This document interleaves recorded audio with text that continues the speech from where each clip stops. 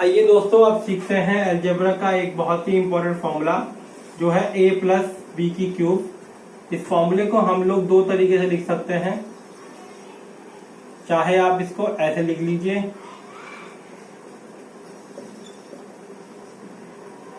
तो इसमें क्या है, a की क्यूब b की cube 3a² b and 3b² a। अब इसको हम ऐसे भी लिख सकते हैं, कुछ लोग इसको ऐसे लिखते हैं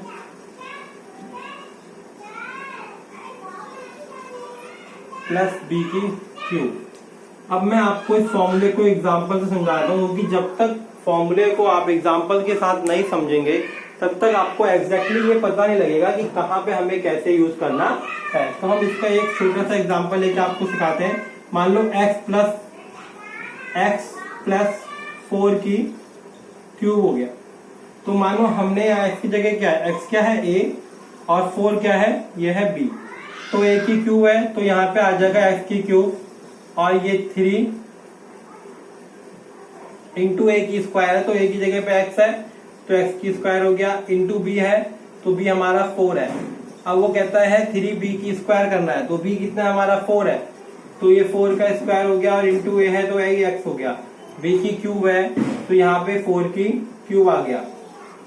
तो अब देखिए x की क्यूब कितना होगा, x की क्यूब x हो गया, 3 4 जा कितना हुआ 12x की स्क्वायर हो गया।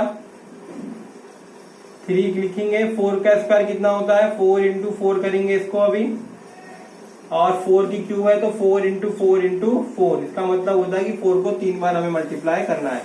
x की क्यूब हो गया 12x की स्क्वायर, 3 4 जा 12 एंड 12 4 जा 48x, प्लस में 4 की क्यूब करेंगे तो कितना हो जाएगा, 4 की क्यूब करेंगे तो हो जाएगा 64। 4 4 जा 16 एंड 16 4 जा 64। तो ये है हमारी क्यूब वाली इक्वेशन। तो इस प्रकार हम लोग इन फॉर्मूले का प्रयोग करके ऐसे हम किसी भी इक्वेशन को सॉल्व कर सकते हैं।